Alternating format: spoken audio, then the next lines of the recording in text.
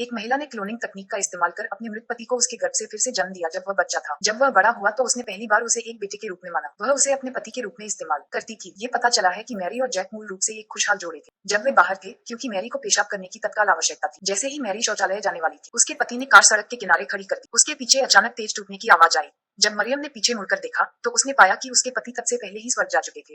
Marry her दिन उदास रहती थी, अपने पति को खोने के दर्द से उबर नहीं पा रही थी। इस दिन तक मैरी को संयोग से पता चला कि वह क्लोनिंग तकनीक के माध्यम से अपने मृत पति को वापस जीवन में ला, लेकिन शर्त यह है कि मृतक के जीन हो और फिर अक्टूबर गर्भधारण के रास्ते बच्चे को जन्म दिया जाए। हालांकि मृतक की कोई चेतना या स्मृति, लेकिन पैदा होने वाला बच्चा बिल्कुल असली जैसा दिखेगा। लेकिन मैरी को इसकी बिल्कुल भी परवाह नहीं। वह चाहती थी कि जैक हमेशा उसके साथ रहे, लेकिन अब उसके पति के शरीर को उसके जीन प्राप्त करने के लिए दफना दिया गया था। उसे उसे खोदना था। इसलिए वह जैक के माता पिता के पास वापस गई और उन्हें अपनी योजना के बारे में बताया। हालांकि दंपति अपने बेटे की मौत से बहुत दुखी थे, लेकिन वे मैरी की योजना से सहमत नहीं थे, क्योंकि जैक की मां का मानना था कि लोगों को प्रकृति के नियमों का पालन करना चाहिए और उन्हें वास्तविकता को स्वीकार करने के लिए कहा।